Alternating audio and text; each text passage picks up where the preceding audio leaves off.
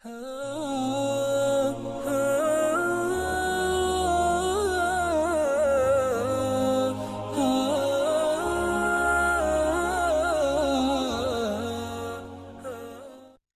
باللہ من الشیطان الرجیم، بسم اللہ الرحمن الرحیم۔ السلام علیکم ورحمۃ اللہ وبرکاتہ۔ جناب، سبق نمبر 5 کے ساتھ ڈاکٹر یحییٰ نوری آپ کے سامنے۔ آج ہم بات کریں گے اسم کی حالت کے بارے میں، یعنی کہ ڈکلینشن آف ناؤنز اور کیس۔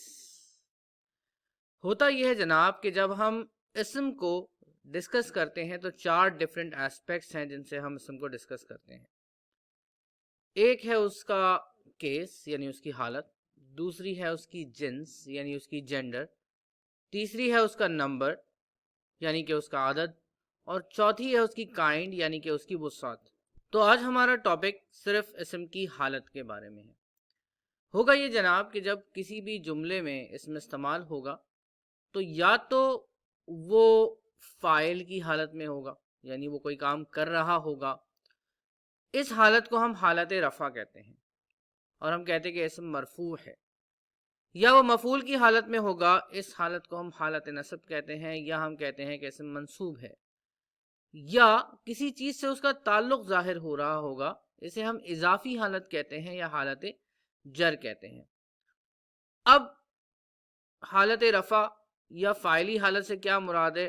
میں کہتا ہوں کہ زید نے محمود کو مارا، تو زید اس میں فاعل ہے، محمود جو ہے وہ مفعول ہے۔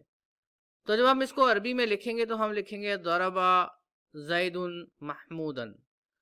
تو زید صاحب جو ہیں وہ اس وقت حالت رفع میں ہوں گے، محمود صاحب جو ہیں وہ حالت نصب میں ہوں گے کیونکہ وہ مفعول ہیں۔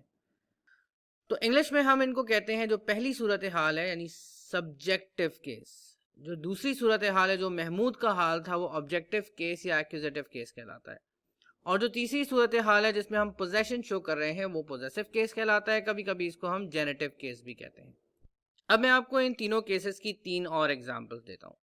نماز میں ہم کہتے ہیں سمع اللہ لمن حمدہ، تو جو اللہ ہے وہ یہاں پر سبجیکٹو کیس میں ہے۔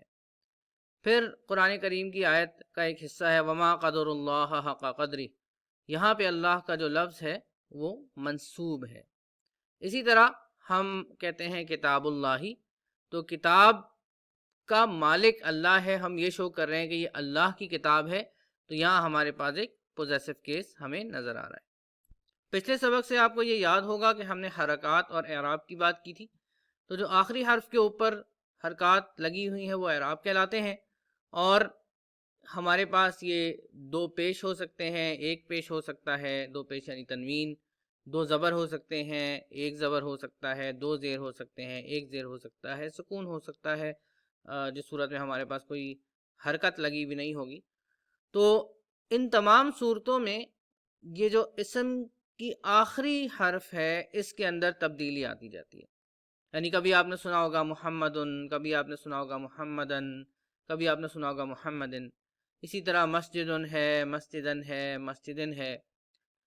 تو بعض کلمات ایسے ہیں جو تینوں حالت میں اعرابی تبدیلی قبول کرتے رہتے ہیں، یعنی جب وہ رفع کی حالت میں ہوں گے تو ان پہ پیش پڑا ہوا ہوگا، جب نصب کی حالت میں ہوں گے تو زبر پڑا ہوا ہوگا، جب حالت جری میں ہوں گے تو زیر پڑے میں ہوں گے یا ایک پڑا ہوا ہوگا زیر، تو ان کو ہم معرب منصرف کہتے ہیں۔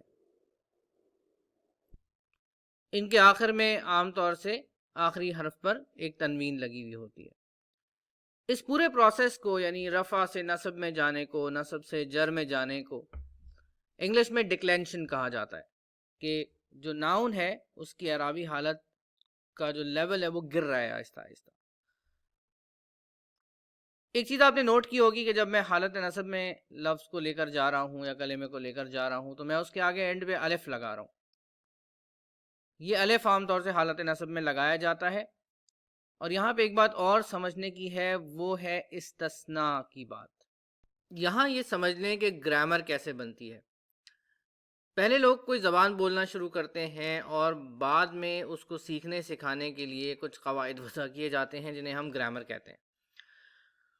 تو جس ٹائم پہ لوگ بولنا شروع کر رہے ہوتے ہیں اس وقت ان کے ذہن میں ظاہر ہے وہ قواعد نہیں ہوتے جو کہ بعد میں بنائے جا رہے ہیں، تو اس لیے کچھ نہ کچھ ایسے الفاظ، ایسے جملے ہوتے ہیں جو گرامر کے اصولوں کے ساتھ نہیں چلتے. تو آپ کو عام طور سے جہاں پہ بھی کوئی نہ کوئی رولز ملیں گے ان کے کچھ نہ کچھ استثناء ضرور مل جائیں گے، کچھ نہ کچھ ایکسیپشن ضرور مل جائیں گی. تو یہ جو الف والا قاعدہ ہے اس سے استثناء کہاں ہے؟ اگر ہمارے پاس آخر میں گولتا آ جائے تو یہاں پر استثناء ہوتا ہے. جب میں جنتن سے جنتن میں جاؤں گا تو میں اس صورت میں الف نہیں لگاؤں گا.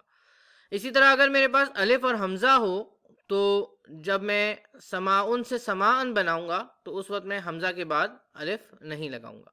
تو یہ دو استثناء ذہن میں رکھیے گا، الف حمزہ والا اور گولتا والا. دونوں صورتوں میں ہمیں جو الف کا اضافہ ہے اس سے استثناء حاصل ہے. اب ایک بات آپ کے ذہن میں آ رہی ہوگی کہ یہ الفاظ، یہ کلمات جو ہیں یہ اپنی جو اعرابی حالت ہے اس کو تبدیل کیوں کر رہے ہیں؟ تو ایک تو میں نے آپ کو وجہ بتا دی کہ جس جگہ پر وہ موجود ہیں وہ اس جگہ پر اگر وہ فاعل ہے تو اس کی الگ کنڈیشن ہوگی، الگ حالت ہوگی. اگر وہ مفعول ہے تو اس کی الگ حالت ہوگی. اگر وہ اضافی حالت میں ہے تو اس صورت میں اس کا اعراب الگ ہو جانا چاہیے. اس کے علاوہ ایک صورتحال اور ہوتی ہے کہ ان سے پہلے کچھ حروف آتے ہیں اور یہ حروف اپنے سے آگے والے کلمے کو کوئی نہ کوئی تبدیلی دیتے ہیں. کیونکہ یہ اپنے سے آگے والے کلمے پر عمل کرتے ہیں اس لیے ہم انہیں کہتے ہیں حروف عاملہ. تو جیسے آپ نے پڑھا ہوگا ہمیشہ انا کے بعد جب اللہ آتا ہے تو اس کے ساتھ زبر آتا ہے. ہم کہتے ہیں ان اللہ علی کل شیء قدیر، ان اللہ مع الصابرین. اس طرح کی بہت ساری اگزامپلز آپ کو مل جائیں گی. اسی طرح اگر آپ من اللہ کہتے ہیں تو اس صورت میں اللہ پر زیر آ رہا ہے. کیوں آ رہا ہے؟ یہ من کی وجہ سے آ رہا ہے. فی المسجد کہتے ہیں تو فی المسجدی کہتے ہیں کیونکہ مسجد کے اوپر جو زیر آ رہا ہے وہ فی کی وجہ سے آ رہا ہے، تو وہ حالت جر میں رہے گا اور اس کی وجہ یہ حرف ہے جو کہ وہاں پر موجود ہے فی. اگر آپ چاہتے ہیں کہ آپ کو یہ پتہ چلتا رہے کہ کون سا لیسن کب اپلوڈ ہو رہا ہے، اس کی مشق کب اپلوڈ ہو رہی ہے، تو آپ اس دیے گئے نمبر پر واٹس ایپ کر سکتے ہیں اپنا نام اور شہر. ہم انشاءاللہ آپ کو ایک براڈ کاسٹ گروپ میں شامل کر لیں گے جس کے بعد آپ کو ساری اپڈیٹس ملتی رہیں گی. السلام علیکم ورحمۃ اللہ وبرکاتہ.